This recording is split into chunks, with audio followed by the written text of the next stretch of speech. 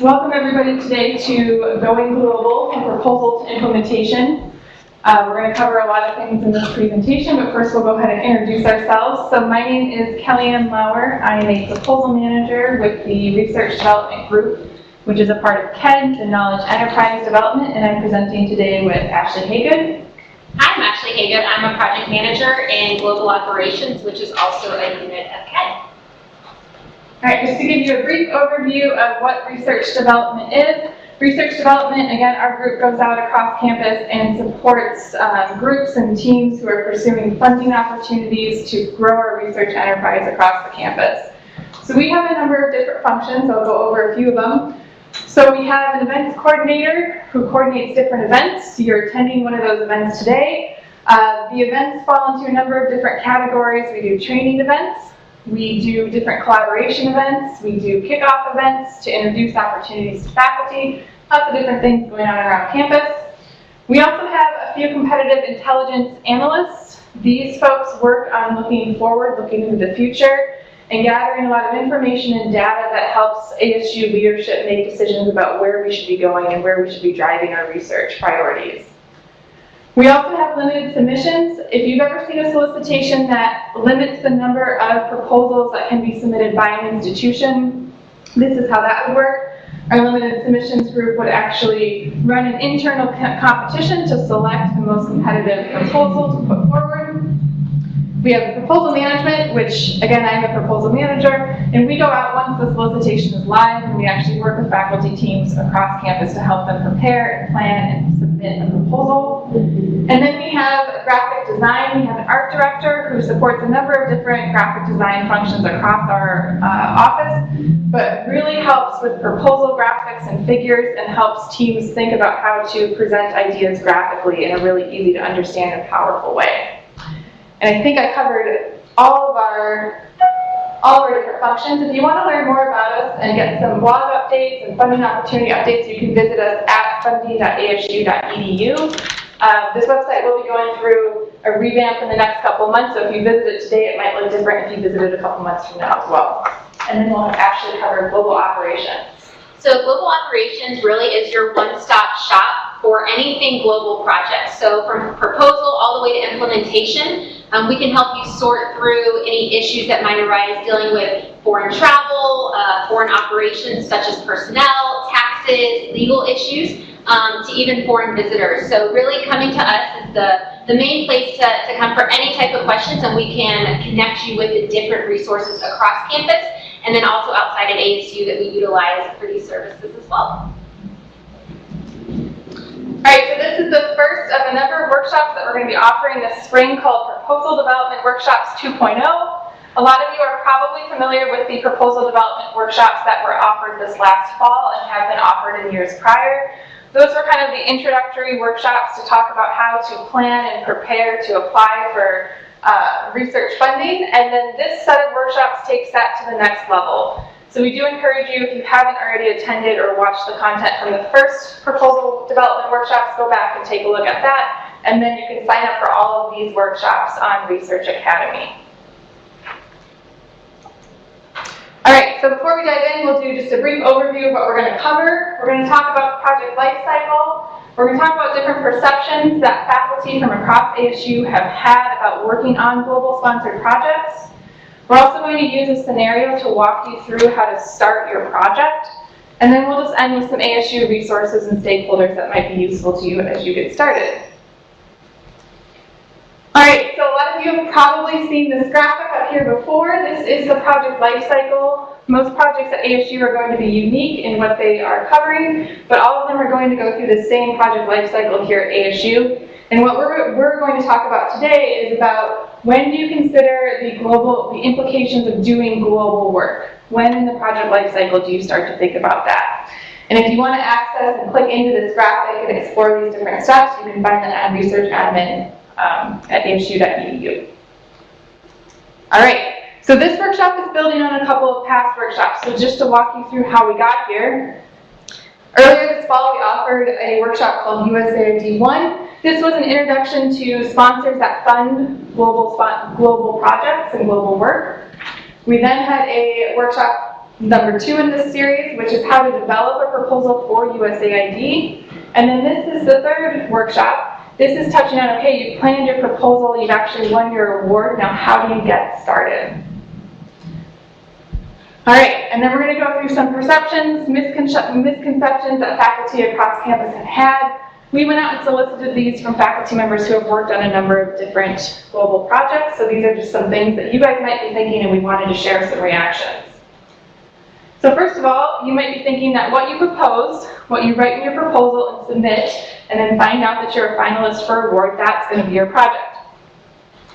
That's not true. Usually with these global sponsored projects, and especially with USAID, you'll submit a proposal, and then you might have to go through 1 or 2 or even 3 different revisions before USAID finally issues an award.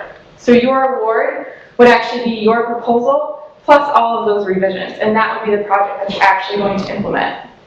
The faculty member who brought this to me said that during the process, he was really frustrated with the number of revisions that he had to make, but when he was actually implementing the project, he recognized that they all really strengthened the project in the long term. Right, you might think that reporting for these global sponsored projects is the same as any other federal sponsor. It's not really true. There's going to be some similar reporting, but you're also going to have a lot of non-traditional variables that you're going to be reporting on. This might include a number of different things. If people have questions about what this could include, we can go over that in the Q&A. I'll just leave that up there since I ruined the surprise. So you might think it's really hard to spend money abroad. This can be true. There are a lot of additional restraints in terms of what you can purchase, where you can purchase, how you can actually spend your money. But we do have a lot of expertise here at ASU who can help you think through what sort of an award to set up so you can make that spending money a lot easier in the long run. You might think that if you're going to be doing a sponsored project abroad that you're going to have to travel, you're going to have to be there for extended periods of time. This could be true, but it actually isn't usually true. A lot of our faculty members who work on global sponsored projects will do the majority of the work here on campus, but they will plan some travel throughout the project. So you will be traveling sometimes, but it's not necessarily for long periods of time. It's not for the entire duration of the project. You might also think that as the PI on one of these projects that you have to be in charge in the way that a PI is traditionally in charge of a project. This is not true as well. So one of the things that you think about if your project's being implemented in India or in another country and you are not in India, it's hard for you to really be in charge of the day-to-day implementation of the project. So what you will likely do is you'll likely hire a group of staff members to be on the ground implementing the day-to-day of the project, and you, in your role as the PI, will be overseeing the project. You might also think that there are no research or publishing opportunities. It is important to keep in mind that a lot of these global sponsored projects are international development, which is very implementation focused. USAID and Department of State and other funders that you'll find in this space are not like NSF or NIH, who primarily fund work that's going to lead to publishing. But one thing to consider here is if you're doing this implementation-focused work, you're actually growing a different pillar of your research and your career portfolio, so it still could be extremely useful to you. And I will share that there are a number of groups on campus who have done international development work and have found ways to publish off of that data that they've collected from research. So it is possible. It just takes some negotiation with the sponsor and with your subcontractors as well. Okay, so now we're going to dive into this scenario. This is something that Ashley and I created for teaching purposes, but it is based on very realistic characteristics. We've both seen all of these before. So our scenario is that you've just won $5 million to implement a project. The project's going to take place in India. It's going to last for 5 years. You're going to have a local partner who's already operating on the ground in India. They're going to be your subcontractor and help you implement the project. You need to hire staff. You need to think about what sort of reporting you have to do. You have to buy a whole bunch of materials and equipment to support the work on the project. You have to think through your travel plan as well as security. And like any good USAID proposer, you promised USAID a very rapid startup. So you open up your award, which includes your original proposal, as well as about 3 different revisions, and you turn to your work plan, and this is what you say. Now Ashley's going to walk you through how you actually get your project started. Thank you, Kellyanne. Yeah, it can be kind of overwhelming, but honestly, if you take the steps to plan well in the proposal stage, this doesn't have to be difficult. So let's go through a to-do list, okay? So like Kellyanne said, you open up your award and you're starting to make a list of what are the things I have to do, at least in this startup phase. I'm gonna have to bring personnel onto the project, whether they are based here at ASU or they're based in the location country. You're gonna have to set up some kind of an in-country presence. So that means the day-to-day, what's that gonna look like? These personnel, are they gonna be in an office there? Is it gonna be the local partner that's carrying this out? What's that presence going to look like on a day-to-day basis? You're going to need to plan a project kickoff. And so this usually would take place in the country with the subawardees, USAID, their representatives, your personnel. So you're gonna plan this kickoff/launch, which we'll go over a little bit later. You're going to need to think about your procurement. So how are you going to purchase materials and equipment, whether it's on a day-to-day basis, or you need to purchase a copier for the office, or you need to purchase vehicles for the project. What does that look like? And then also you're going to need to think about the travel that you will be taking on during this award, and then thinking through also any security factors or risks that might come up depending on where you're going. So we're going to go through these and kind of just highlight different options you have for your to-do list. So number one, you need your staff for the project. Like Kellyanne said, if you're the PI, you're most likely going to be based here at ASU. So you're going to need a team in the country on the ground that's implementing the day-to-day operations of your project. So here at ASU, we have 4 different options for hiring foreign personnel or personnel that are based internationally. So the first is hire them through ASU. Now, some people typically think this is the go-to, it's easy, I'll just hire them through ASU. Well, if ASU doesn't have a legal presence in that country, they actually cannot hire people in the country because they don't have the ability to pay taxes, any type of contributions, that type of thing. So only if ASU has a presence in the country, or they're going to be based here at ASU in Tempe or Arizona, can we use this first option. The second option is a professional employer organization. So this is a third party that hires on ASU's behalf. We have a couple of those vendors, actually I think 3 at the university we use all around the world, and they'll hire on our behalf. So they will actually oversee the human resources, the administrative oversight, paying them, remitting taxes, any kind of leave, things like that, where the PI, the team, will oversee the day-to-day, their tasks and responsibilities. So you still will have oversight over them, but they will technically be employed through this third party. The third option is you can utilize your in-country partners to hire for you. Now, some will do this, some won't, it just depends. It's going to really require a deeper conversation with your in-country partners, but this is usually the option that we recommend first off is how can you utilize those subs, those in-country partners to hire on your behalf in the country because they're already established there, they can actually hire in that country, remit taxes, all those things that come along with personnel.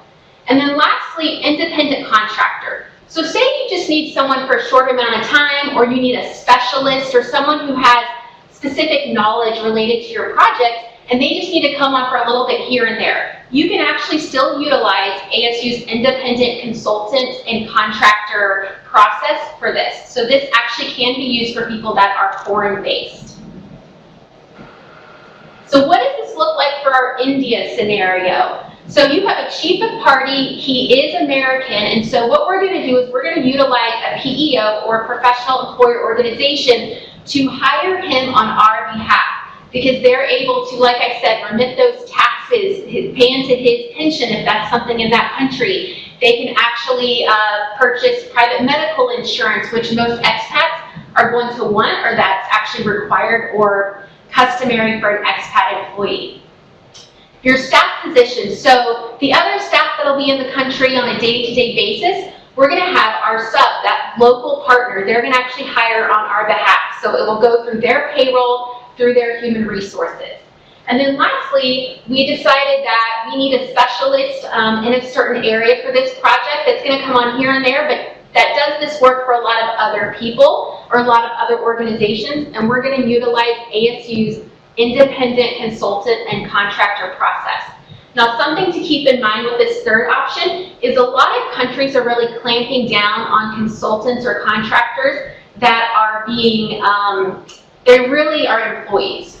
And so you have to be careful, make sure that these independent consultants and contractors are doing this type of work for other organizations that you aren't necessarily overseeing their day-to-day, but you're giving them a deliverable to produce, or they have things to do over a certain amount of time. But you have to really be careful about who you bring on in this type of role. Now, some of you might be asking, so how do the faculty, other students, staff get paid on these projects? Well, you will have worked that out in the proposal phase with your RA, and so in implementation, award management will help you to set up those types of payment structures. So procurement, you need to buy some things. You need to buy items for the office. You need to buy items for maybe the launch that you're going to host there. Well, some limiting factors you want to think through are that USAID does have rules and regulations that differ from other federal sponsors. And so they actually can determine what, when, and where you can buy products, materials, and goods. And so that's something that you're going to want to keep in consideration, talk to award management about, talk to us about, as we are very familiar with USAID rules and regulations. And then also the ability to open a bank account. Now, unfortunately, state statutes preclude ASU from opening international bank accounts. And so some of you might think, okay, stop there. How in the world am I ever going to implement anything overseas if I can't buy anything? Well, this is where global operations, we will help you creatively think through what that might look like so you can purchase items abroad. Like Kellyanne said, there are a number of global projects that have gone on and are going on, and they are purchasing goods and materials. So obviously it can be done, but we will help you creatively think through some strategies for that. So for India, our scenario, let's talk about this. So because we can't open a bank account there, we're going to have the local in-country partner who's going to hire our in-country staff also to purchase our office materials. So that will be part of their sub-award. We're going to, instead of buying vehicles, which it's hard to purchase large things like that in a foreign country if you don't have a bank account or legal presence, we're going to rent the vehicle and the driver services, which we can actually wire to that company. ASU can do wire transfer, so we can wire that payment to them. And instead of renting office space there, we're going to co-locate with our in-country partner. They've already got an office there, they've got space for us, or space we can actually rent from them. And so again, that could be part of the sub-award, that we borrow or rent space from our in-country partner. So some startup reporting. In this first quarter, you're going to have a lot of reporting that you will need to submit to USAID and get going on. These are some of the examples we've seen. So a work plan, a finished work plan that will help USAID to see how you're going to implement this project. Your monitoring, evaluation, and learning plan is going to be another part of reporting that I'll be doing this first quarter. Your gender plan, how you will balance the genders in your work. Branding and marketing plan, so to ensure that the correct USAID branding is on any type of advertisements, products, anything in this project, that it's correct. And then your first quarter report, you're going to usually have a first quarter report due to USAID of what you've done during that first quarter. So my recommendation is document, document, document everything. All the meetings that you're having, who's attended, what was said, document everything so USAID can see that you are keeping track of what's going on in that first quarter, and that even though it might be overwhelming everything to get done, that you have thought through it and that you are tracking with it. So, like Kellyanne said, USAID or other sponsors are going to want you to have a rapid startup. And so, what would this look like for the India scenario? Well, luckily in the proposal phase, you budgeted for a project manager, which is going to be a lifesaver for you, because in implementation, this project manager will oversee all sponsor communication. So they'll talk with your sub-awardees, any people on the project, they will be your main contact. They're also going to help with these project tasks, these startup tasks, so helping you to get staff hired, helping with the procurement, helping with the security plans, okay? So your project manager is gonna help with a lot of that. The other item that's gonna be a big to-do in this startup is the project launch. So getting it going in the country, inviting everyone to it, and that's also something the project manager can help you with. And so for India, we've decided to have it in India. All stakeholders that are related to this project are gonna be invited, and it's also gonna include an orientation to the project and an orientation for the staff as well. So we're really gonna utilize this event to kind of bring everyone together, let them know what's going on, and then to do some training as well. Travel and security. So this is an area where people sometimes think of it in the proposal phase, and sometimes they don't think of it until implementation comes around. But for India, you thought about it in proposal phase, you talked to global operations, you talked to risk management, you got all that worked out, and so in the implementation, you know that you need to plan any trip to India at least a month in advance, so you can get your request into Concur, risk management can look at it, see if there are any specific security needs, and everything can get worked out in time for you to travel to India. You are going to create a risk management and contingency plan with ASU. So what that is you are actually going to, up here it says one region where frequent travel is needed, but it's considered unstable, hostile, perhaps. So risk management has flagged that. And so with risk management, with us, and then possibly with an outside security vendor, we have created this contingency plan. So if anything were to happen, this is what you would do. Or it's also a deep level analysis of this region, what are some risks to keep in mind, and how to mitigate them. So you come to Global Ops, we help you with that, risk management helps you with that. This is not the PI having to write this plan at all, okay? So like I said, in the end for India, what we're gonna do is we're gonna contract with one of our outside vendors, one of our security firms. They are going to provide escorted service for you in India in this unstable region, okay? They'll also provide a driver and a guard for you, and the vehicle will be armored. So there's lots of different levels. That might seem kind of extreme to some people, but there's a lot of different levels of security. Something to keep in mind is just because your country or the location or the city might be a level 1 or 2 during proposal phase, things happen all the time around the world. And so just because it might be a lower phase with the State Department in proposal, you have to also look at when you're actually going to be traveling, and that can determine the type of security you might need, or even in an extreme case if ASU approves or denies your travel request. So keep that in mind too. So it's always great in the proposal phase to think through that contingency plan. If things were to escalate in this country, come implementation, what would it look like to still be able to travel there? So resources and stakeholders, honestly, come to Global Operations. If we don't know it, we will find it out for you. We have connections with people all around campus, outside of campus, and so really anything that has to do with travel, legal, taxes, hiring, anything of that sort we can help you with. So please feel free to come to us with any questions. There's nothing too big or too small. Okay, so if you want to connect with others at ASU, you can explore global.asu.edu. This is actually ASU's kind of global hub for everything that's happening at ASU, whether it's projects, partnerships, study abroad. This is kind of your go-to area for this. Oh, and something else I did want to mention. This week there will be a Dean's Breakfast that the Provost's office is hosting. And so it will actually be a global breakfast, so all the deans can find out what ASU is involved in, how do we get involved in global items. And so they actually will be asked to identify a global contact in each school. So if you are wanting to be more involved with global projects, there soon will be a contact in each school and college for that. I'm going to hand it back over to Kellyanne now. So we have some upcoming events this spring. Again, the Proposal Development Workshops 2.0, that series is continuing through. It ends in this spring. Yeah, go to Research Academy. You can see all the dates listed for the events. My mic might not be on. I'll repeat that because my mic wasn't on, in case people didn't hear me. So again, Proposal Development Workshops 2.0, those are happening throughout the spring. You can go to Research Academy and check out the dates for those. And then we also have upcoming USAID workshops that are being hosted by Global Operations. You can find those at Research Academy.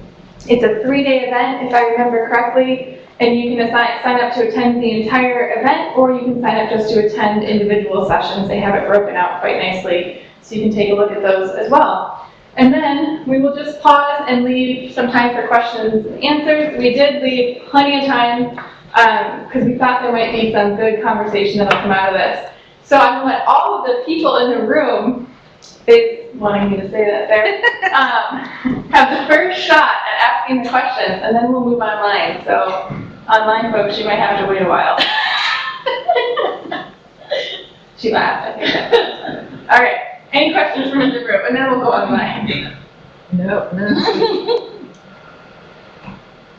We'll go online, I'll give Shay a little bit of time to think of something. I read my knowledge. Nobody's writing. Okay.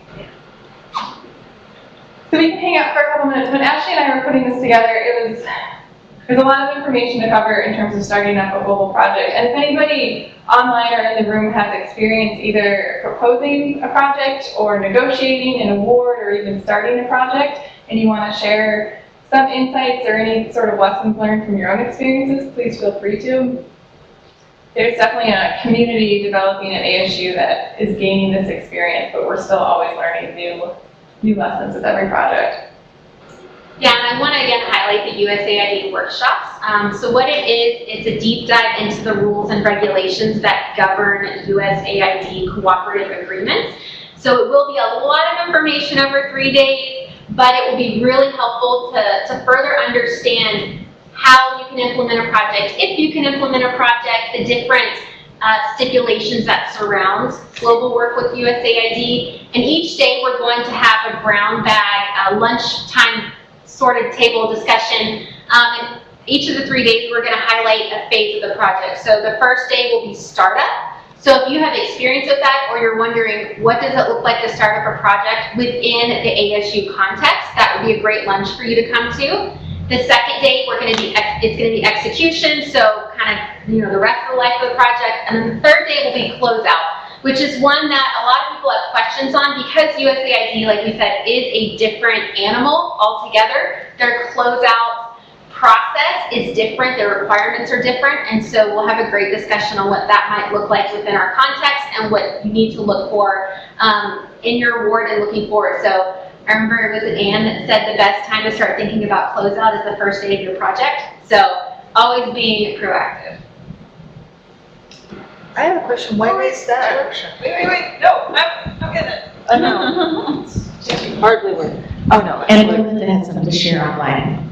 I just wanted to know when this USA workshop is. Yeah, so it's Wednesday, February 27th through Friday, March 1st.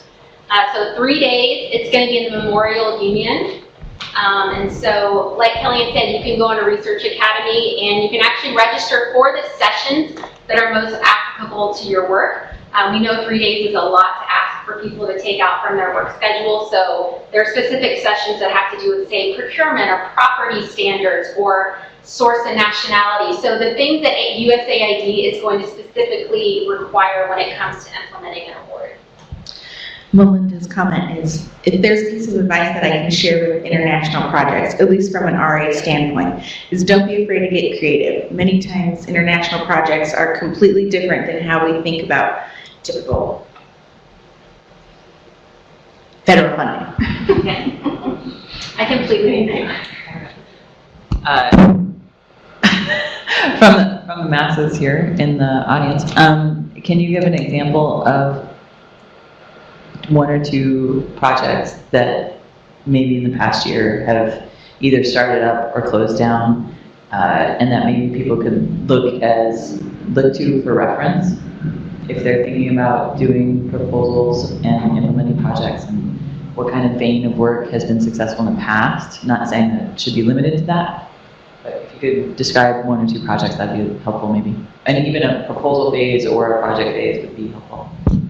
Yeah, so one of the projects that was just recently won, so it's being kicked off and started up right now, was a open distance learning project in Malawi, and that one is a good example of how to use your partner and your subcontractor to do some of the operational things of buying materials and goods in the country, as well as a couple of different models for hiring staff. As part of the multiple revisions that proposal went through in the negotiation phase, USAID asked the team, I think 3 different times to propose new staff.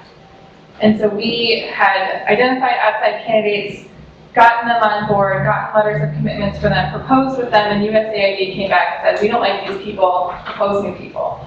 So we had to do this 3 times, and I think on the 3rd time, the response we submitted was kind of asking for a compromise and saying, we can't quite go as far as you want us to go, but we think that this solution will work. Will you agree to it? Of course, we will go as far as you want if we need to. And they accepted that. So that project is a good model of A, how to use an on-the-ground local partner, and B, different models of hiring staff, because we used a PEO, we used multiple subcontractors, we have a consultant, and we have paid ASU staff on it as well. So it kind of touches all of the different examples of how to do that. And I think that Ashley is supporting some of the current hiring negotiations for that right now and actually implementing that. Yeah, and the project manager from that will actually be at the 3-day training. And so she'll have about almost 2 months under her belt with startup. And so especially that first day lunch conversation will, I think, be really insightful because she'll be still in the middle of it. What does it look like? And then some other examples. This is something that you might need to reach out to us for some specifics as to what you're looking for, but I covered this in the perceptions. A lot of faculty are worried about doing global work because it does require travel, or they perceive that it requires a lot of travel. So if you wanted to do work in one region of the world, but either you don't want to travel there because maybe it's not safe enough for your comfort level, or you have too much going on here where you don't think that you can travel, if you want to reach out to us to point you to some teams who have come up with some creative travel solutions, we can. Because there have been a number of teams this year where PIs haven't wanted to travel or haven't been able to travel, and you've had to think creatively about who should be doing that travel then and when it should happen if you're teaching or other things. So that's something you could reach out to as well, but that would be a little bit more nuanced. Does that help? The audience thanks you. Thank you. Any other questions from online? All right, and I'll echo and thank Melinda for what she said. There's always solutions for global projects. You just have to get extremely creative to find them. So start planning early. Talk a lot with your partners on the ground. They're going to have information that you don't have. They might even know the questions to ask that you don't know to ask. So really have lots of frequent and in-depth conversations with them, and you'll find solutions.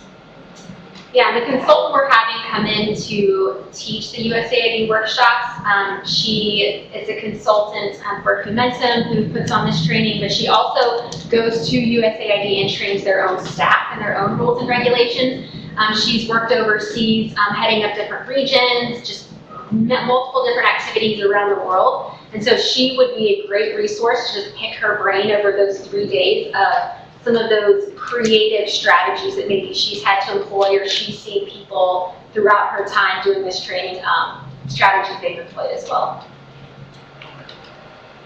I'll just put a plug in for the training, because I did USAID proposal and project training 7 years ago, and when I started at KED, and it's still stuff that I reference. So even though I don't do proposals per se for USAID or the Department of State anymore, and it's free, right? Yes. So it's free training, local to where you are, and it covers the entire gamut from proposal to project. So it's a great opportunity to take advantage of something that you could spend 3 days in DC doing the same training.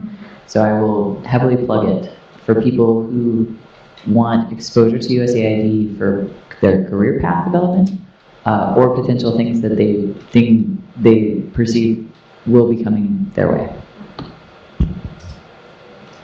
All right, thanks everyone for attending. Have a good rest of your week.